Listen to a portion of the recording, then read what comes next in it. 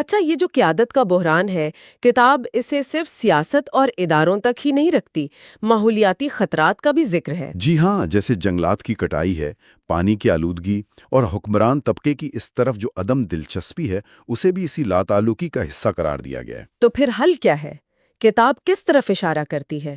کوئی امید؟ کتاب ایک نرم انقلاب کا تصور پیش کرتی ہے۔ نرم انقلاب؟ جی، ان کے مطابق یہ تبدیلی نوجوان نسل کے ذریعے آئے گی، جو ملک میں حقیقی جمہوریت قائم کرے گی، اور اس میں بیرون ملک مقیم پاکستانیوں کے کردار کو بھی بہت اہم سمجھا گیا ہے۔ اچھا، یعنی وہ مالی اور فکری دونوں طرح سے مدد کر سکتے ہیں۔ بالکل، کتاب کا زور اسی بات پر ہے کہ قیادت کی تبدیلی ہی اصل تبدیلی کی بنیاد بنے گی۔ ٹھیک ہے۔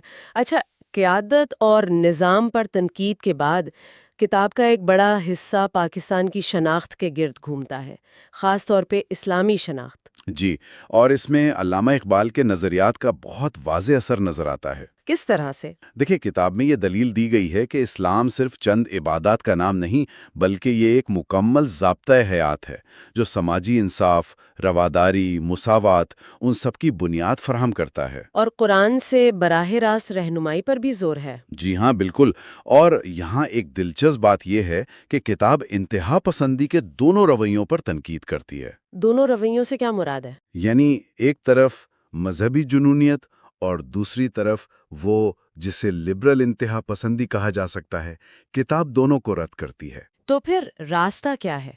کتاب کیا تجویز کرتی ہے اس معاملے میں؟ کتاب روشن خیال، اعتدال پسندی کی بات کرتی ہے، یا آپ کہہ لیں درمیانی راہ اپنانے کی۔ اچھا۔ یعنی کتاب کے مطابق شدت پسندی سے بچتے ہوئے اسلام کے جو ترقی پسند اور منصفانہ اصول ہیں ان پر عمل کیا جائے۔ اسلام کے سنہری دور کا حوالہ بھی دیا گیا ہے۔ ایک منصفانہ معاشرے کی قیام کے لیے۔ جی، جہاں انصاف اور ہمدردی بنیادی اصول ہوں، اسلام اسی پر تو زور دیتا ہے۔ صحیح۔ اچھا، شناخت اور ویژن کے ساتھ تعلیم کا سوال تو لازمی جڑتا ہے۔ کتاب میں موجودہ تعلیمی نظام پر بھی سخت تنقید ہے۔ ہاں، بالکل ہے، خاص طور پر جو برطانوی دور سے ہمیں ورثے میں ملا ہے وہ 3 سطحی نظام۔ یعنی انگلش میڈیم، اردو میڈیم اور مدارس؟ جی، کتاب کہتی ہے کہ اس نے معاشرے میں تقسیم پیدا کی ہے، احساس کمتری پیدا کیا ہے۔ انگلش میڈیم اشرافیہ کے لیے، اردو میڈیم عوام کے لیے، اور پھر مدارس۔ مصنف نے اپنا ذاتی تجربہ بھی بیان کیا ہے شاید؟ جی، ایچ ای سنگھ کالج کا اور پھر لاہور کرکٹ ٹیم کا۔ وہاں مختلف پس منظر سے آنے والے کھلاڑیوں کے درمیان جو ثقافتی خلیج تھی، اس کا ذکر کرتے ہیں۔ تو اس تعلیمی تقسیم کا حل کیا بتایا گیا ہے؟